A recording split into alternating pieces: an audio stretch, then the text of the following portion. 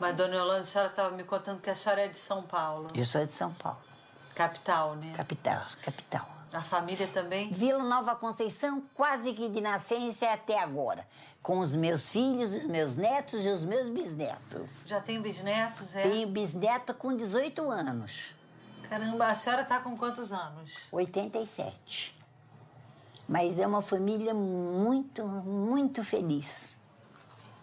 Quantos bisnetos que a senhora tem? Tenho 6. A família é grande, 9 né? netos, 9 netos.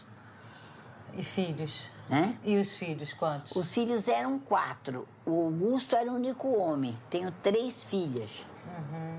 Tenho 3 filhas. A senhora me conta o que aconteceu com o Augusto? O Augusto, aconteceu um acidente muito grande na minha vida, que até hoje ainda estas saudades é muito grande. Porque o Augusto era o único filho homem e nós somos uma família de italiano. E você sabe o que italiano, quando tem um filho homem, a alegria que a gente tem e o futuro que a gente espera para aquele filho, né? A última frase que ele disse, abrindo aquela porta, ele disse assim: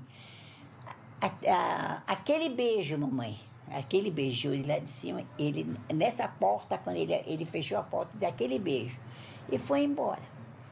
Quando foi no dia seguinte, o meu genro, que tinha ido até, estava aqui com a minha filha e vieram ficar comigo ao almoçar. Tocou o telefone aqui na sala e eu estava na cozinha preparando o almoço. Ele me disse assim, eu vi que ele veio, telefonou, e depois ele foi muito sem graça na cozinha e disse: Dona Yolanda, nós precisávamos ir até Santos porque o Augusto teve um acidente, mas ele está tudo bem. Eu cheguei da secretaria e falei: escuta, eu sou mãe do Augusto César, ele deve estar internado aqui, o que aconteceu com ele?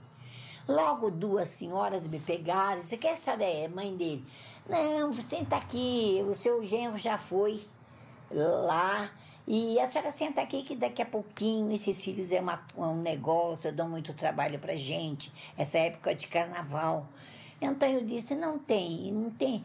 Olha, se os seus filhos lhe dão trabalho, os meus não dão, desculpe, meus amores, ainda falei assim para elas. Mas nisso eu olho e aquele caminho onde eu estava, tinha um corredor que dava para uma avenida lá, e eu vi um camburão entrar. Minha filha do céu. Eu senti que o meu Augusto vinha ali. Levantei, aí ele veio, o médico veio, me segurou, me deu um remédio, até mas eu arrastei, até tem a bolsa que ele arrastou, eles me arrastaram a bolsa e eu levei, corri, fui lá, era meu filho que estava chegando morto. Ai, mas foi muita gritaria, eu não gosto nem de me lembrar, sabe, ele chegou, ainda de olhos assim meio abertos, eu gritando o nome dele, ele fechou os olhos e dali a gente foi. Viemos embora. Depois, você sabe que passar aquele Santos era mais ou menos umas 6 horas da tarde, com aquela confusão de carnaval, aqueles blocos já passando, entende? O carro, e eu sentei assim, trouxeram um carro e um banquinho e eu vim sentada perto. E vim, aí cheguei, vim com ele aqui em casa, que estava aquele muito cheio, porque a gente é muito conhecida aqui no bairro, porque naquele tempo eu não tinha esse trabalho de Augusto César, né? Aquele tempo, mas era muito conhecido, porque eram 4 moços e tinha muito amigo, e ele trabalhava na Scrib, porque ele... Aí eu fico emocionada quando eu falo na morte, desculpe, viu? Mas eu tive um mutismo, depois que meu filho partiu, eu não falava uma palavra com ninguém. Eu fiquei quieta. Quanto tempo que a senhora ficou assim? Aí eu fiquei assim, mais ou menos, quase 1 mês. Eu não falava. E qual era a sensação por dentro? Deus me livre. Não tem qualificação para essa dor. Não tem mesmo. Olha, eu posso dizer para você, a gente perde pai, a gente perde irmãos, a gente perde o que for, mas perder um filho, perde marido, mas perder o filho é muito diferente mesmo. Não tem condição de qualificação. Eu não era espírita, vou dizer para você. Eu era católica. E aí depois, então, você sabe, você vai para a igreja pedir aquele santo mudo, aqueles padres, aquelas conversas bobas dele. Não é nada, sabe? Então, aí eu vinha para casa naquele desespero. Eu nem conhecia Chico Xavier. A senhora não tinha ouvido nem falar do Chico? Não via nem falar, porque eu tinha uma vida muito boa. Tinha uma vida boa, uma vida monetária boa, tudo muito bem na minha vida. Eu não tinha tempo de pensar em nada de coisa assim. Mas ele saindo com o pessoal, assim, de braço com a nena, ele veio a mim e disse para mim: eu sei o que você está buscando, minha filha, é um pouco cedo, mas vem às 7h30 que nós conversamos. E foi isto que ele falou para mim, que eu estava ali e o meu marido esperando. Então, nós saímos e você sabe que eu fiquei no carro, nem almocei, nem nada, fiquei esperando essas 7h30. Mas como não acreditava em doutrina, não acreditava para mim, eu peguei, entrei, fiquei sentado, o pessoal fazia fila para cumprimentar o Chico e ele olhava, ele cumprimentava um e olhava para mim. Meu marido dizia: vai lá, vai na fila. Eu falei: não vou. Eu falava: não vou. E fiquei esperando. Daqui a pouco eu peguei e mudei de lugar. Fui para outro ângulo, que ele, para me ver, ele tinha que fazer assim. E ele fazia. Então eu resolvi ir até ele. Fui lá. Então ele disse-me que eu sabia que eu estava muito triste, mas que o meu filho tinha sido amparado pelo avô e estava muito bem. Estava até ali, muito emocionado, sem condição de escrever. Não era para ele escrever. Mas ele pôs um papel e escreveu o nome do Augusto direitinho, como está na caderneta. A assinatura? A assinatura. Ele sabe que você não crê, ele disse. Você não crê, então está aqui. O seu filho está aqui e está dizendo que está muito triste com as suas lágrimas. Não chorem tanto, que fiquem melhor. O Chico nos aconselhando. Tudo bem, eu aí vim-me embora.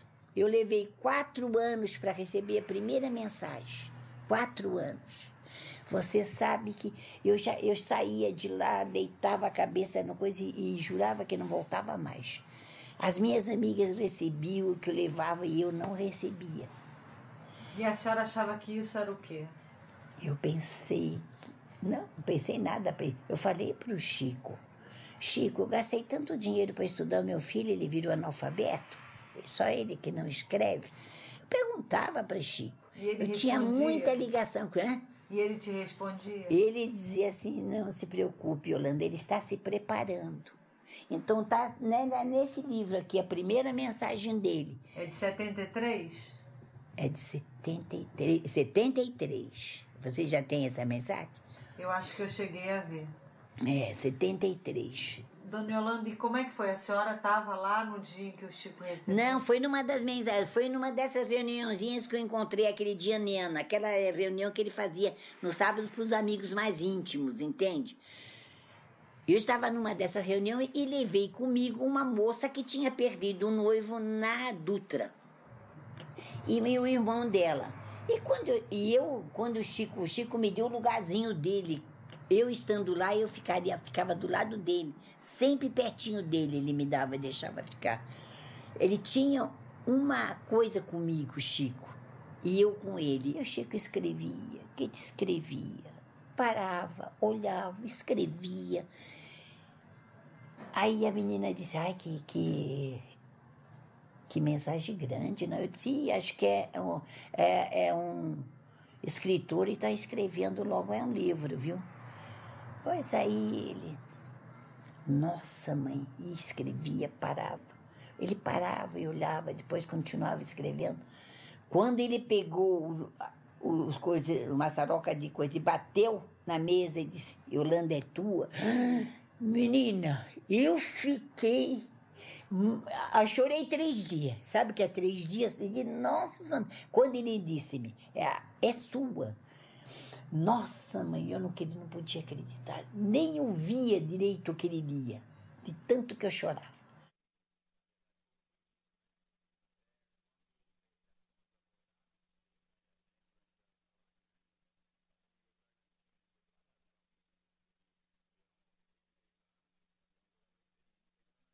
Minha mãe, minha querida mamãe. Aqui não é muito diferente daí, embora seja diferente daqui. Explicar como é isso, não sei ainda. Parece, mamãe, que a vida é como um rio. As águas do tempo nos levam para adiante e a gente vai seguindo, fazendo o que pode para não submergir e trabalhar de algum modo na viagem. Será que esta imagem me ocorreu por lembrar aquele dia? Aquele dia que nós não queremos lembrar? Graças a Deus, vejo-a firme e valorosa, vivendo e servindo. Não avalia o que foram para mim os primeiros tempos. As suas aflições e as suas angústias. Suas palavras de pergunta e de dor, buscando saber a razão do que acontecera, me feriam profundamente, porque eu desejava explicar sem conseguir expressar-me.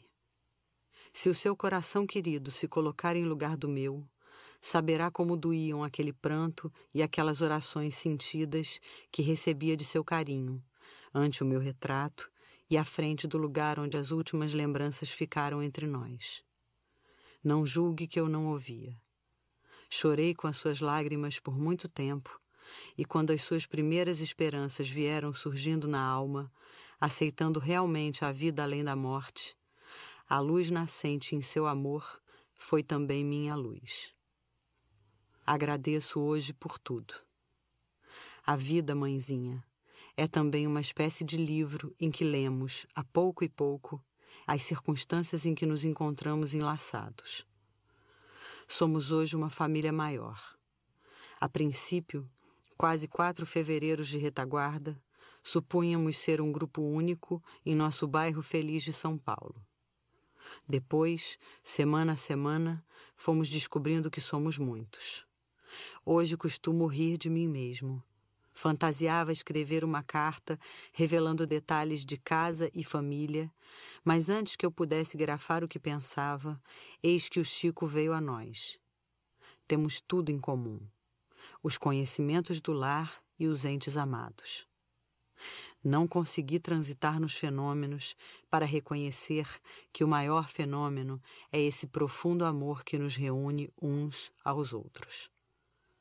Hoje, como antigamente, sinta-me chegando devagarinho para um abraço do coração e ouça-me de novo a dizer: mamãe, eu estou com muita saudade de você, mas com muita saudade de você. Seu sorriso me iluminará, como acreditando e não acreditando no que eu dizia, para acentuar ainda mais o meu desejo de abraçá-la. Mas abraçando a meu pai e a todos os nossos, no carinho que trago ao seu carinho, posso repetir: mamãe, é mesmo, eu estou com muitas saudades de você, mas o meu coração está com o seu coração para sempre. Sempre seu, Augusto César.